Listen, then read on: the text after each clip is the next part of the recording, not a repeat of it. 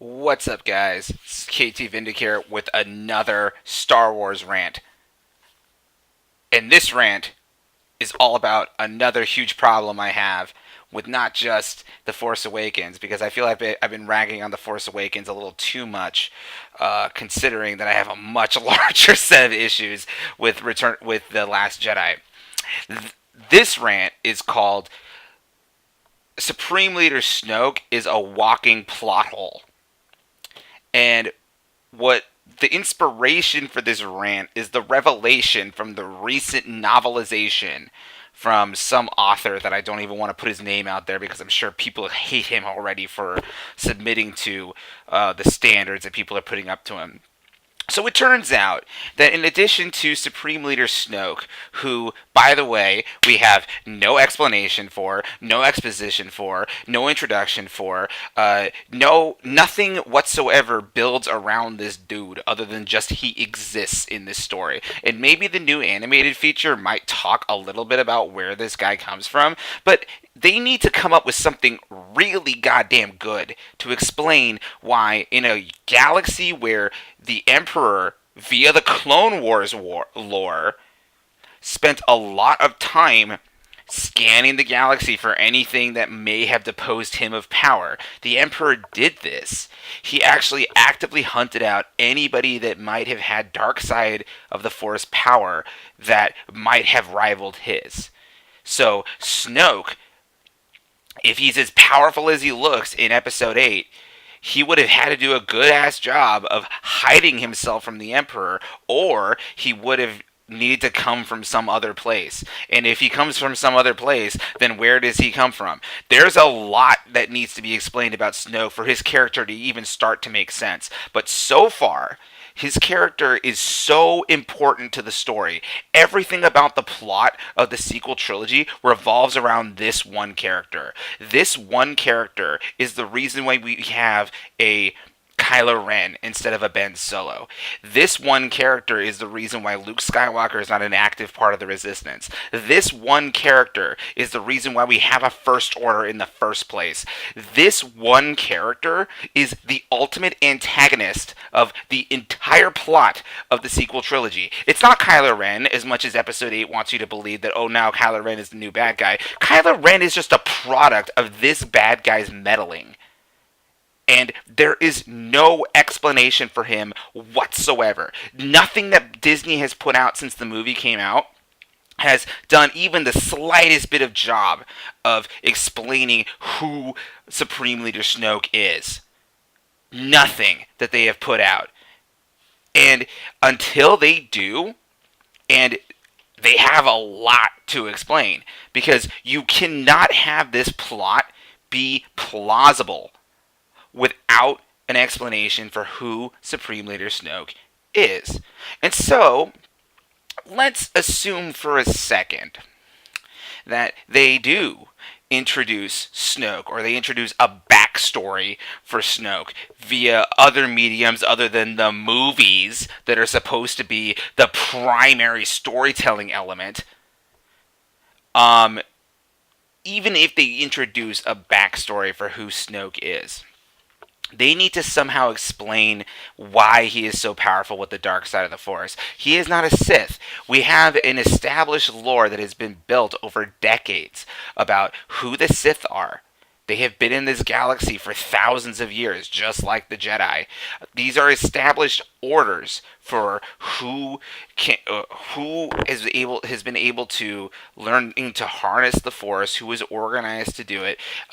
Even the Old Republic lore, which is kind of canon now because of like some of the things the Clone Wars has brought in. There used to be hundreds and thousands of Sith. Like there used to be gigantic armies of them. I mean, Snoke could very easily be an offshoot of them, or he could be an offshoot of something like, the Sisters of Dathomir, or the Witches of Dathomir, just like Darth Maul was. All of these things are definitely possible, but they don't match up chronologically. Snoke, his power level, the sorts of things he's able to do, the fact that he is so dark in the first place is not consistent with what we already know from even Disney's own from even Disney's own intellectual property. Even Rebels has mentions to the Sith holocrons and Sith temples and the dark side of the Force and all this omniscient stuff that was a continuation of Clone Wars lore. Snoke is counterintuitive to all of that. He just is. Like, he just comes from some other place. He's not a member of the Sith. He has nothing to do with all of that. He's completely dark. He has almost no light in him whatsoever. And he demonstrates Force skills that nobody has ever seen before. And now we're supposed to also accept that he and his planning, because of his mind link between Rey and Kylo Ren. Spoiler alert, by the way, this is from the book, although you don't ever need to read this book to get to this ridiculous plot point. We're supposed to accept that the reason why Rey is so proficient with the Force is because a Supreme Leader Snoke attached their two minds together, which were attached to his, and so somehow he was able to feed her information about how to use all of her abilities, as though this somehow is able to program her body to a point where so many things that are practice and muscle memory are now all of a sudden something she's able to do. And then and then the rabbit hole gets even deeper than that. Okay, well then if Snoke is so capable with the Force that he's somehow able to do this, where does he come from? Is he just one guy? How is that possible? He needed to be trained from someone else. The Force, like, understanding the Force goes back thousands of years. So if Snoke's not a Sith, who the hell is he? Where does he come from? What's all their stuff about? You are not allowed. You can't. This is why Star Wars fans are mad. You can't just have this guy come from nowhere who then subverts all of these different things that you have done in the past and make them completely irrelevant. You can't do that without providing some explanation for who he is. And then if you're gonna provide an explanation for who he is, it needs to be as in depth as what you have already done to explain everything else. And if you didn't want to have to do all of these different things, then don't bring him into the picture in the first place. Like I said in my previous video, in the extended universe, there was a in my opinion, a very bad story that involved the Galactic Empire reviving the Emperor via a cloning process. It's a terrible idea. I don't like it either, but it makes a hell of a lot more sense than Supreme Leader Snoke does.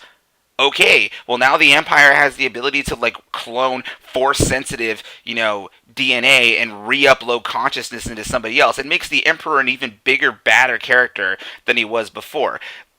It's not a good idea. But it's better than Snoke, because Snoke is a walking plot hole.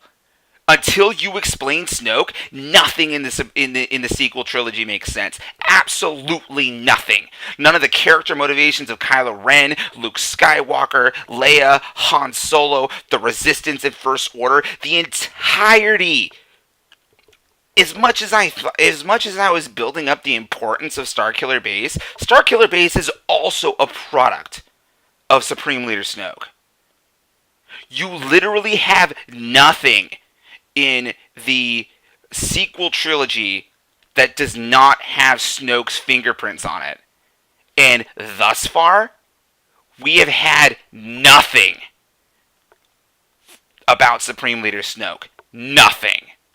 We've had a couple of lines in one of the books that said that the Emperor already knew who he was, so he sent troops out to this fringe part of the galaxy to confront him, and those troops were the ones that became the First Order. That's literally nothing.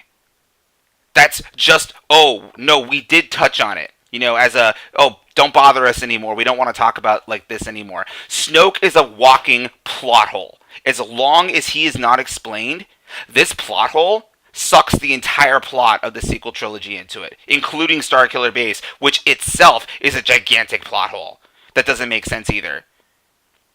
Snoke is the biggest problem with this trilogy. As much as you want to say about how bad Rey as a character is, or how much they ruined Luke Skywalker's character, which I completely agree with, Snoke is the biggest problem in this trilogy right now. He is. I hate so many things about what they have done with the sequel trilogy, with all of the different characters, all the characters they've introduced that are not compelling, just how lazy and bad the storytelling is. All of these different things, they are important, but they are not as important as this one point. Snoke cannot continue to remain unexplained. Disney needs to address that. If they do not address that, this entire sequel trilogy is a joke. It's a complete joke. You can't you can't not have this one guy be this important. Kill him off randomly in the middle of a movie with completely, as a, oh, it's a plot twist, it happens, even though it doesn't make any goddamn sense considering the monologue that he was just giving you. You can't have this guy fulfill this role and expect fans to be um, to be okay with it. You can't. Snoke is a walking plot hole. Fill that plot hole. And this, you need to fill the plot hole before episode 9 gets here. Because you can't revisit Snoke's storyline in episode 9. That's going to completely ruin the movie. You have to fill it before that.